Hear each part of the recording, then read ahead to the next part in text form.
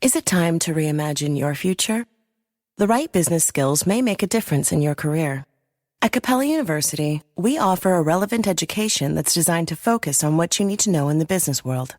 We'll teach professional skills to help you pursue your goals, like business management, strategic planning, and effective communication. And you can apply these skills right away. A different future is closer than you think with Capella University. Learn more at capella.edu.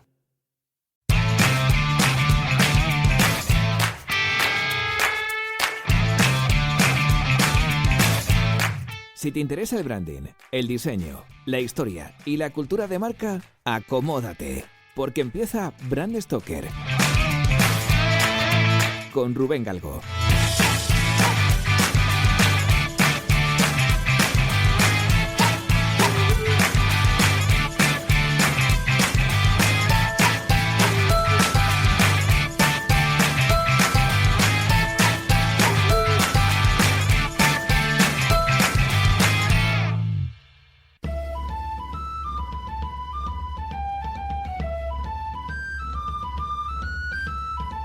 Thomas Lipton nació en el seno de una familia de clase media escocesa que tenía 5 hijos. Pese a ser el más pequeño, fue el único que sobrevivió a la infancia. Por lo tanto, la historia de esta marca comienza en un escenario algo gris.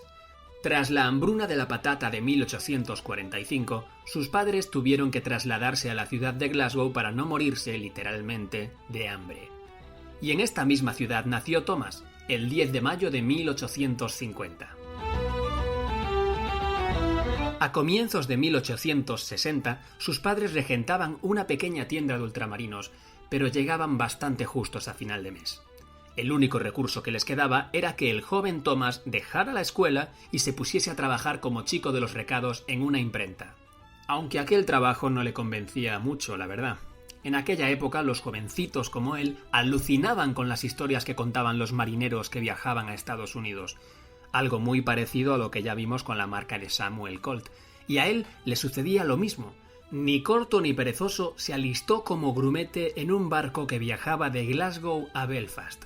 Durante un tiempo se dedicó a ahorrar para poder cruzar el charco en busca de sus propias aventuras.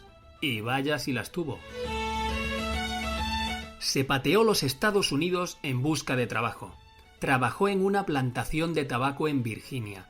Estuvo como contable en otra plantación, esta vez de arroz y en Carolina del Sur. Vendió a puerta fría en Nueva Orleans. Curró como peón en Nueva Jersey y, por último, fue ayudante en una pequeña tienda de alimentación en Nueva York. Vamos, que se curtió a base de trabajo. En Nueva York le iban muy bien las cosas. Estaba aprendiendo técnicas comerciales muy interesantes y, sobre todo, descubrió el arte de la publicidad. Pero su aventura duró pocos años porque en 1870 tuvo que volverse a Glasgow para ayudar a sus padres en la tienda de ultramarinos. El tiempo que había pasado en Norteamérica no fue en balde, le sirvió como experiencia para ver cómo funcionaban diferentes negocios, varios de ellos del sector de la alimentación, y de esta forma empleó los conocimientos adquiridos en reflotar el negocio familiar. Una de las primeras cosas que hizo al ponerse al frente de la tienda de sus padres fue apilar las mercancías como hacían los estadounidenses, es decir, en lugar de organizarlas buscando la comodidad del vendedor, buscó una disposición que captase la atención de los clientes y facilitase la localización del género. Pero al mismo tiempo siguió haciendo cosas que le funcionaban bien a sus padres. Sabía que los intermediarios solo encarecían el precio final del producto, e igual que hacía su madre, se los saltó, comprando directamente las materias primas a los agricultores y ganaderos irlandeses. Otra de sus genialidades fue contratar al ilustrador del periódico local para promocionar su tienda. Thomas quería que su marca cayera bien a la gente, y las tiras cómicas cumplían ese objetivo con creces.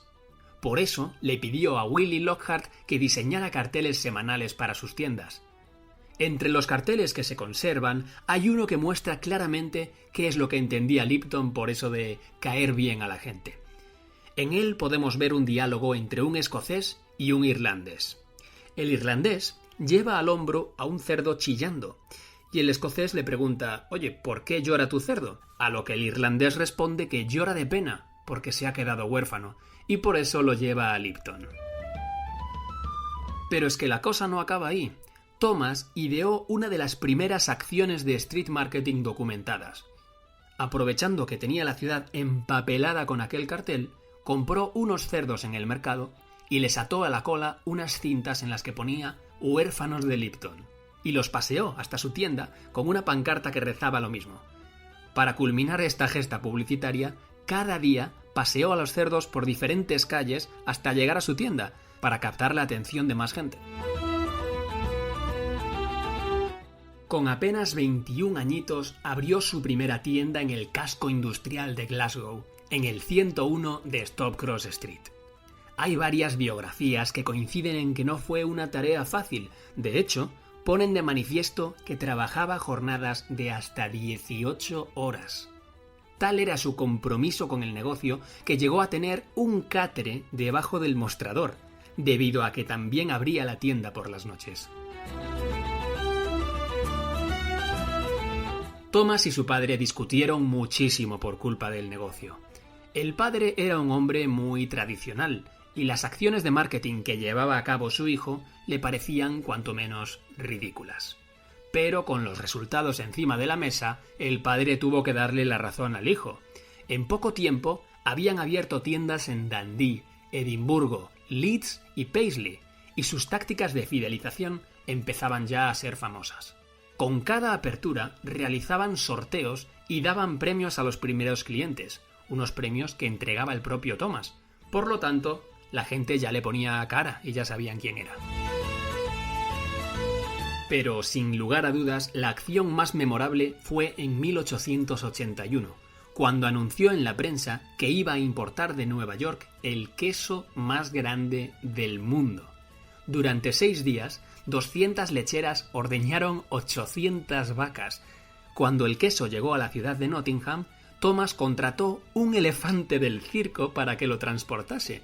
La gente abarrotaba las calles por las que iba a pasar aquel queso gigante camino de su tienda, y cuando lo puso a la venta, lo vendió todo en menos de 2 horas. En una entrevista le preguntaron por la clave de su éxito, y respondió que siempre trabajaba y se esforzaba como si fuera a abrir una tienda nueva a la semana. Y no le fue nada mal con esta estrategia, porque llegó a tener un imperio de 300 tiendas de comestibles. A finales de la década de 1880 era propietario de un negocio boyante y pudo dedicarse a otros menesteres como la filantropía y el mecenazgo deportivo, aunque siempre lo hizo desde un punto de vista empresarial. En este sentido fue un adelantado a su tiempo, ya que supo ver como nadie el potencial de la marca y sus intangibles. Más adelante veremos que Lipton unió su marca, con maestría, a ciertos deportes, como hace Red Bull hoy en día. Pero un momento, el Lipton Tea es una marca mundialmente conocida, no precisamente por vender quesos gigantes. Entonces, ¿cuál es la vinculación de Lipton con las bebidas de té? Pues, resumiéndolo mucho, podemos decir que por una cabezonada de Thomas. Hacía tiempo que estaba indignado porque la gente obrera no podía comprar los tés que vendían en sus tiendas por lo caros que eran. El comercio del té funcionaba como el de los tulipanes en Holanda, es decir, era un business especulativo que oscilaba sus precios debido a la acción de agentes y corredores que ejercían de intermediarios desde que se recogían en las plantaciones. Cansado ya de esta situación, se propuso democratizar su consumo y fijó el target de su negocio en un mercado que estaba sin explotar, la clase media.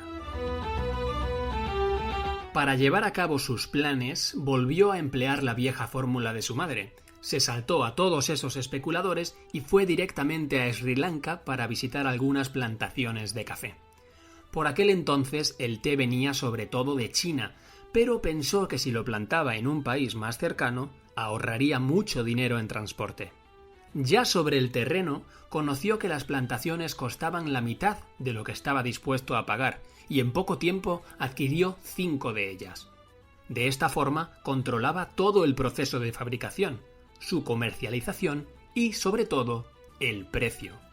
Esto, a su vez, hizo aumentar el consumo, que junto con la desaparición de esos intermediarios y la distribución en paralelo en canales mayoristas, le granjearon cuantiosos beneficios. Sin duda todo fue una revolución que Lipton se encargó de vender con el siguiente claim: directamente de los campos de té a la tetera. En Londres, los especialistas en té le decían que estaba loco y que aquello iba a ser un fracaso absoluto. Pero es que Lipton les necesitaba para elaborar un té de gran calidad, así que les pagó el doble para que aceptaran trabajar con él. En este sentido, hay que decir que la apuesta de Lipton por la innovación y el desarrollo fue encomiable, ya que contar con buenos profesionales era vital. Por poner un ejemplo, uno de sus tés más famosos se obtiene de la mezcla de más de 30 tés diferentes procedentes de 7 países, y esa mezcla, evidentemente, no la hace cualquiera. La sociedad británica consumía té desde el siglo XVII. Originalmente lo preparaban depositando las hojas directamente en la tetera. Con el tiempo, usaron una bolita metálica perforada para meterlas, y la introducían y sacaban de la taza con una cadenita. Pero a comienzos del siglo XX, un comerciante de té llamado Thomas Sullivan inventó, sin querer, la primera bolsita de té en Estados Unidos. A Sullivan se le ocurrió enviar muestras de té a sus clientes en bolsitas de seda. Y he aquí la serendipia: muchos pensaron que aquello era un ingenio que, por comodidad, debía emplearse igual que los infusores metálicos, así que lo introdujeron directamente en el agua caliente, en lugar de vaciar el té que venía dentro de la bolsita. Las bolsitas se fueron mejorando hasta el punto de ser una de las industrias de mayor empuje dentro del sector del packaging. Y por supuesto, la compañía de Lipton tenía que estar ahí. En 1952 patentaron la Flow Through, una nueva bolsa de papel con 4 lados y una doble cámara que permitía un mayor contacto con el agua y más espacio para que el té se expandiese. Pero por desgracia, Thomas Lipton no pudo disfrutar de este invento, ya que falleció en 1931. En cualquier caso, dejó tras de sí una vida apasionante. Se codeó con la realeza inglesa, le hicieron Sir, fue portada de la revista Times, organizó trofeos y regatas de vela por medio mundo, comandó su yate durante la Primera Guerra Mundial y lo convirtió en un buque hospital de la Cruz Roja, organizó cenas multitudinarias para los pobres de Londres. En fin, investigad todo lo que podáis sobre su vida, porque la verdad es un auténtico guión de película. Antes de terminar, tenemos que sacar a relucir una efeméride para todos los curiosos del branding, del marketing, de la historia y de los deportes. Y es que Sir Thomas Lipton era un enamorado del fútbol. Bueno, del fútbol, de las regatas, de las carreras, del cricket. Podemos decir que le gustaba el deporte en general y el fútbol en particular. Prueba de ello fue que, mucho antes de que la FIFA inaugurase su famoso Mundial de Fútbol, Lipton creó la primera Copa del Mundo de este deporte. Sí, como escucháis, en 1909 el bueno de Lipton fue nombrado Caballero Comandante de la Gran Orden de la Corona de Italia, y como agradecimiento al pueblo italiano presentó una copa, un trofeo, para que se la disputasen en una competición internacional de fútbol. La Asociación de Fútbol Inglesa impidió que se presentasen equipos de primera división y Lipton, con un par de narices, llevó a la competición un club de fútbol amateur formado por mineros del noroeste británico, el West Auckland Town. Para que os hagáis una idea, a este torneo se presentaron los mejores equipos de las ligas italiana, alemana y suiza, es decir, la Juventus de Turín, el Stuttgart y el Zúrich. Bueno, pues en 1910 los mineros de Lipton no solo ganaron a estos equipazos, sino que defendieron con éxito el título al año siguiente. Y así, de esta forma tan romántica, es como nació la Thomas Lipton Trophy, que a la postre es considerada la primera competición internacional de fútbol.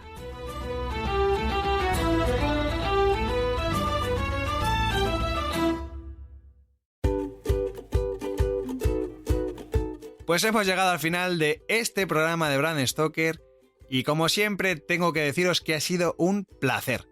Pero antes de echar el cierre quiero recordaros que podéis apoyar nuestro trabajo de 2 formas muy sencillas. La primera es realizando vuestras compras en Amazon a través del enlace de afiliados que tenemos en nuestra página web. Y la segunda es haciéndoos mecenas de Bram Stoker en iVoox.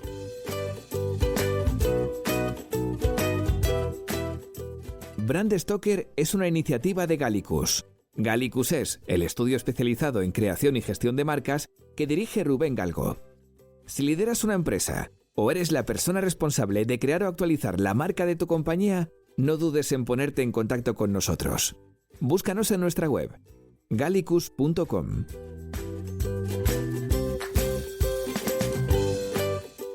Ya sabéis que nos podéis seguir en Twitter, Facebook e Instagram, donde nos encontraréis con el usuario Gallicus Branding, o si lo preferís, me podéis seguir a mí a través del usuario Crenecito.